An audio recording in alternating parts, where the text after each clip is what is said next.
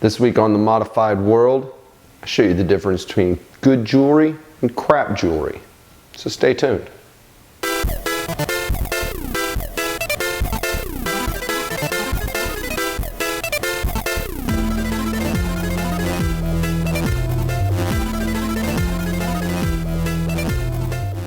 So if you don't want to stick around and watch the whole damn video, I can save you a lot of time. Of course, there's the big three: anatometal, industrial strength, and neometal, in no particular order. You really can't go wrong with any of those as long as it's appropriately sized and the appropriate style for you.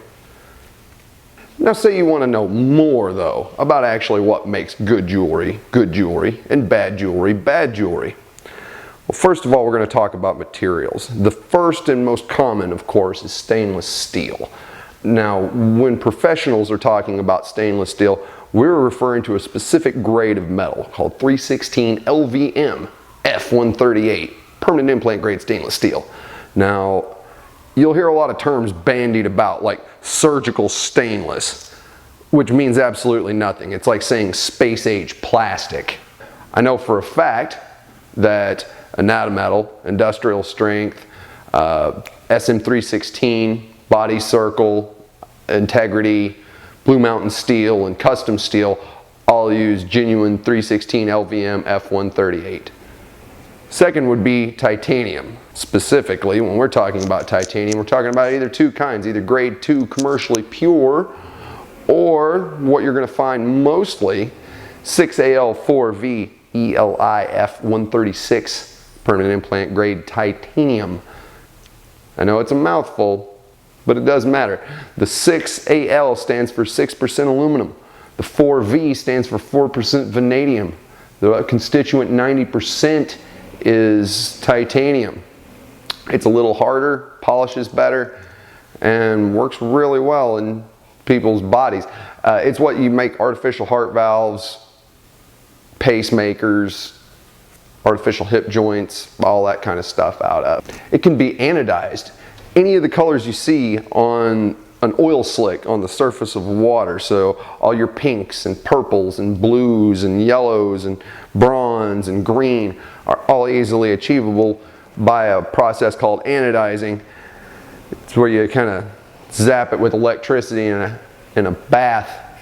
It's a little more complicated than that, but that's for a whole nother video.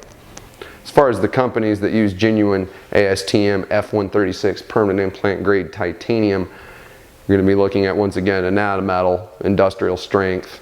Neometal only makes their jewelry out of titanium, so you can be assured that everything you get from them is of that. And a smaller company called Intrinsic, they make some really cool stuff too. You got to check them out. That brings us to niobium, NB. On the periodic table, it's the only pure elemental metal commonly used in body piercing. And I say commonly used, it's actually still somewhat uncommon. It's really hard to machine, really hard to thread. The threads will strip fairly easily on it. But that said though, it's totally hypoallergenic. It anodizes, which means colors it, better than titanium, and you can turn it black. That's right, people, black metal. So that's kind of cool. Since it's so hard to machine, you're not going to see very many complex designs out of it. Mostly captive bead rings, circular barbells, curved barbells, straight barbell shafts, and there's not as many companies that work with it. Another important thing about your jewelry is threading. Internal threading is when the shaft has been drilled and tapped and the ball screws into the shaft. External threading is when the shaft screws into the ball and the threads are on the outside. When you look at it under magnification, it kind of looks a little bit like a circular saw blade going through your tender pieces of flesh. I like internal threading, partially because of the security of it, partially because of the fact that you can get a whole lot more gemstone settings. Because think about this, if you have to drill into the end, well, where do you drill into if there's a big gemstone in there or something? It would make you have to have a big, ugly setting. That's why you see nicer jewelry, typically in the small fancy stuff is either going to be internally threaded or threadless, like what neometal does. Neometal actually uses a patented system that just snaps together. They're really kind of cool. I'm super enamored with it. We use a lot of it.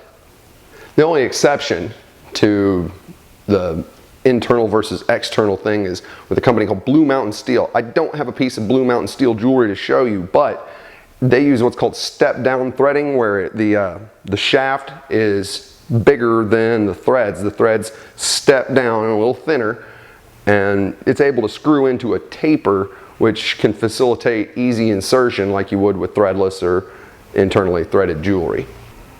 You're also going to want to look at the polish. Polish is important. A nice smooth piece of jewelry will allow for easier healing because it's easier to keep clean, and it'll allow skin cells to migrate down the sides of the piercing a lot easier than a rough piece. For instance, look at this eyelet here on the left. You can still see machine marks, spin marks, dull spots, rough spots. Compare that to the anatometal piece on the right, which is finished like a mirror, even on the inside part that doesn't touch your skin. That's an important consideration. We'll look at the surface finish on these circular barbells over here. The one on the left, some mystery metal crap that we took out of some poor girl, where the finish is just painted on and clearly flaking off.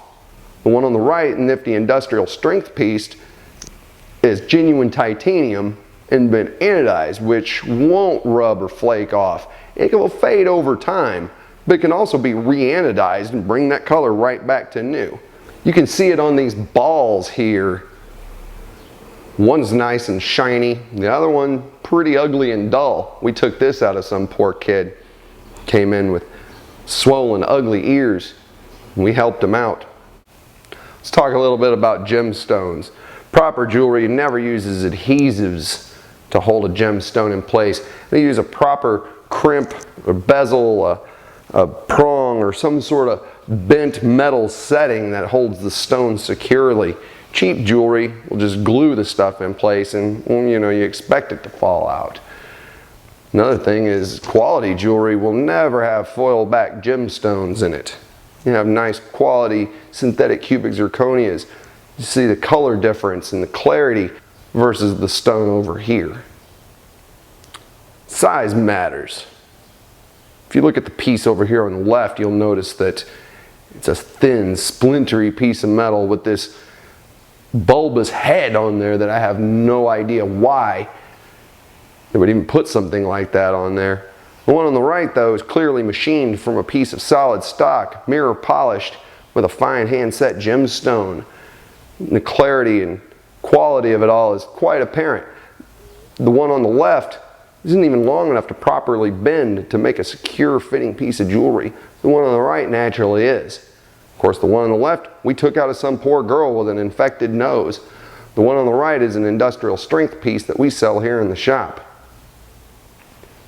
Continuing further, you can look at this little threadless piece over here on the right with the nifty forward-facing gemstones that will always point the right direction because you don't have threads to screw together and have one pointing one way and one pointing another. Not only that, but notice how secure and easy it would be to insert that guy versus the sharp screw threads on the cheapy one on the left. What sort of mystery metal is it? We have no idea. It could be coated stainless steel, it could be anything. The one on the right, though, we know for a fact is genuine ASTM F136 6AL4VELI.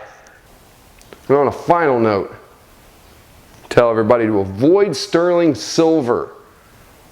That's right, you know it sounds good. It's genuine sterling silver. However, though, sterling silver is a mixture of silver and copper, specifically 925 parts silver and 75 parts copper. It hardens it up and allows it to take a polish. However, when exposed to either sulfur or chlorine, which are atmospheric gases, and if you live on Earth, like it or not, you're going to come in contact with them, it turns it black. It's a process called tarnishing, and I know you've heard of it. And when that tarnish absorbs into your body, it creates an unsightly black stain called localized argyria. Now, medically, it's not dangerous. All right, it won't make you sick or anything like that. However, that black stain's permanent, and it has to be excised. And excised is a nice fancy euphemism for cut it out. So it's very easy to avoid. Just don't wear sterling silver. So that was our show this week. We hope you enjoyed it and hope you learned something. If you haven't subscribed yet, be sure to subscribe. You never miss a video, because we do this every Friday at 7. And we give away swag to engaged subscribers. So leave me a comment to let me know that you're actually paying attention and engaged. Tell me, did you think I did a good job of explaining the difference between good jewelry and bad jewelry? What would you like to see me do next? Glass? Organics? Precious metals and gemstones? Let me know in the section down below. And if you support what we do and would like to help us put an end to the bad piercing video with dubious professionals and various amateurs in their bedroom with webcams, then share this video on your Facebook, your Tumblr, your Twitter, your Google+, and don't just share it, people. Tell your people to actually watch the damn video, because, you know, if you're going to watch one video that we've done, this should be the one. It actually has important information that can help keep you safe. And be sure to stop by next week for another episode of The Modified World.